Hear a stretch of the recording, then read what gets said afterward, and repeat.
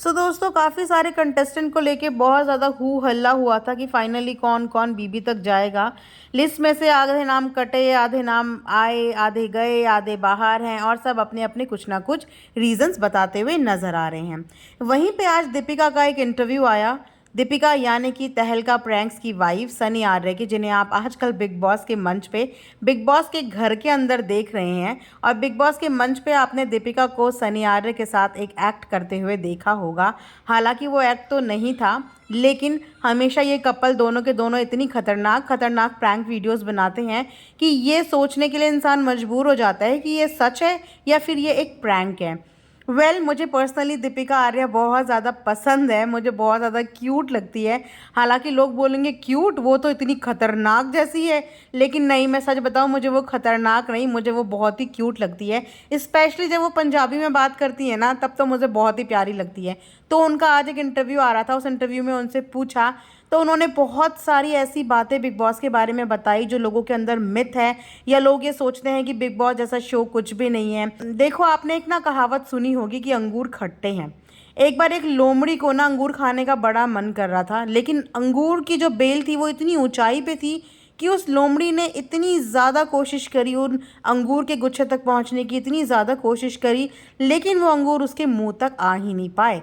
Then थक हार के उसने अपनी हार स्वीकार नहीं की, लेकिन उसने लास्ट में यही बोला कि अंगूर खट्टे थे। तो यही होता है कि जब किसी प्लेटफॉर्म में या कोई चीज़ हम नहीं ले पाते, हमें नहीं मिल पाती, तो ये हर एक ह्यूमन नेचर होता है कि हम कभी भी इस चीज़ को एडमिट नहीं करते कि शायद कुछ हमारी कमी रही होगी, मतलब हार स्वीकार नहीं करते और हम ढूंढते हैं जस्टिफिकेशन, और हम बस किसी भी तरीके से अपना पल्ला झाड़ते हुए नजर आते हैं। लेकिन यहाँ पे दीपिका ने बोला कि बिग बॉस एक आइकॉनिक शो है।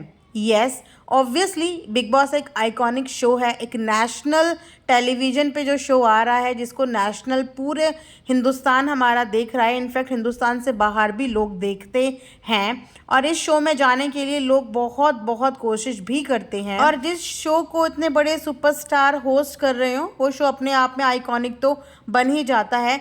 भले ही कुछ कंटेस्टेंट्स की वजह से घर में वो चीज़ें देखने को ना मिले, सीज़न भले ही फ्लॉप हो जाए, लेकिन शो कभी भी फ्लॉप नहीं होता। हर साल इस शो के लिए कंटेस्टेंट आपस में भिड़ते हैं, सोर्सेज लगाई जाती हैं, पूरा ट्राई किया जाता है कि किसी भी तरीके से शो के अंदर बस एंट्री मिल जाए। तो इसीलिए शो को उन्होंने बहुत इज्जत दी दीपिका आर्या ने। जो चीज़ मुझे अच्छी लगी कि आपने अगर किसी चीज़ के लिए ट्राई किया और आप वहाँ पे पहुँच भी गए, तो उस प्लेटफॉर्म की आपको हमेशा इज्जत करनी चाहिए। तो उन्होंने बहुत इज्जत करते हुए बोला कि बिग बॉस का शो आइकॉनिक शो है, और बिग बॉस बुलाता भी आइकॉनिक लोगों को है, और मेरा पति तो आइकॉनिक है ही।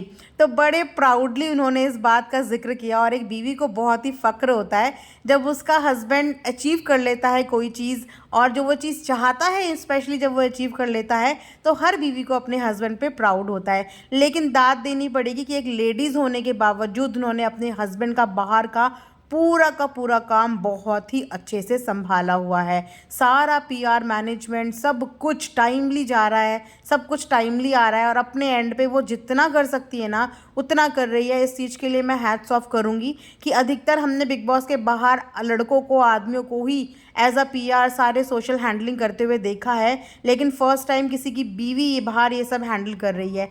और साथ ही साथ ना वो खुद भी बहुत डेस्परेट नज़र आ रही है शो के अंदर जाने के लिए, क्योंकि उन्हें भी ऐसा कहीं ना कहीं फील हो रहा है कि शो में जो होना चाहिए वो चीज़ें हो नहीं पा रही हैं, और जो नहीं होना चाहिए वो सब चीज़ें हो रही हैं।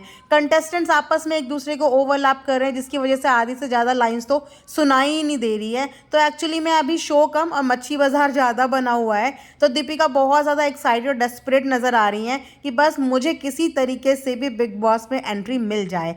वैसे आप लोगों का क्या कहना है कि अगर दीपिका आर्य शो के अंदर जाती है तो क्या वो कुछ ज़बरदस्त भूचाल मचा पाएगी? वैसे लगता तो है, क्योंकि जिस तरीके की एनर्जी लेवल उनके अंदर है ना, वो डेफिनेटली कुछ ना कुछ तो वहाँ पे कर ही देगी। किसी के साथ करे या ना करे, बट अपने पति के साथ तो मारपीट वो कर ही देगी, जो देखने में मज़ा तो आएगा ही। एक्चुअली बिग बॉस थोड़ा सा फीका पड़ गया है, क्योंकि expected contestant big boss house में नहीं गए हैं, और जो गए हैं उन्हें हम लोग देखते ही नहीं हैं। अब बेचारा अकेला तहलका भी किसके साथ तहलका मचाएगा, क्योंकि जिनके साथ शायद उन्होंने कुछ प्री प्लान किया होगा वो कंटेस्टेंट वहाँ पे पहुँचे ही नहीं। तो अकेले देखते हैं वो कब तक तहलका मचाते हैं, या तो बिग बॉस को मजबूरी बन जाएगी बाद में कि उन्हें वाइल्ड कार्ड में कुछ कंटेस्टेंट भेजने पड़ेंगे, वरना शो की हालत जिस तरीके से लग रही है उस तरीके से तो शो में नई एंट्रीज़ की बहुत बहुत ज़्यादा ज़रूरत है। और ये एंट्रीज़ भी ज़बरदस्त धमाकेदार होनी चाहिए, तभी शो की कुछ ये जो गिरती हुई नैया है वो उभर पाएगी और चल पाएगी। देखते हैं तहलका प्रैंक्स अंदर और कितने तहलके मचाते हैं, और देखते हैं कि दीपिका आर्य अंदर तक पहुंचती है या नहीं। अपने एंड पे वो भी अपनी पूरी वीडियोस खूब वायरल करने की कोशिश कर रही है कि ताकि जैसे तैसे भी करके उनकी वीडियोस मेकर्स तक पहुंच जाएं और मेकर्स उन्हें बेबी हाउस के अंदर बुला लें। मैं यही कहूँगी कि वुमेन पावर हमेशा ऊपर होती है, और आज उन्होंने ये प्रूफ कर दिया कि ज़रूरी नहीं है कि हर चीज़ के लिए हमें आदमी की ही सहारे की ज़रूरत होती है। एक औरत चाहे, एक माँ चाहे तो क्या से क्या नहीं कर सकती। तो उनका यही डाउन टू अर्थ नेचर और यही नेचुरल नेचर मुझे बहुत अच्छा लगा। मैं पहले उन्हें नहीं देखती थी, लेकिन अभी 3-4 दिन से मैंने उन्हें देखा तो मुझे जो उनका नेचुरल नेचर है ना, बिल्कुल भी ओवर एक्टिंग नहीं, बिल्कुल भी कुछ दिखावा नहीं, कुछ ओवर कॉन्फिडेंस नहीं, वो जैसी हैं मुंह से सीधा बोल देती हैं, और यही उनकी टीआरपी है। और अगर शो में जाएंगी डेफिनेटली ये टीआरपी अपनी तरफ ज़रूर अट्रैक्ट करेंगी। सो आप लोग भी कमेंट्स में बताना कि आपको लगता है कि तहलका प्रैंक की वाइफ दीपिका आर्या शो के अंदर जानी चाहिए। So thanks for watching earth mom Dehradun.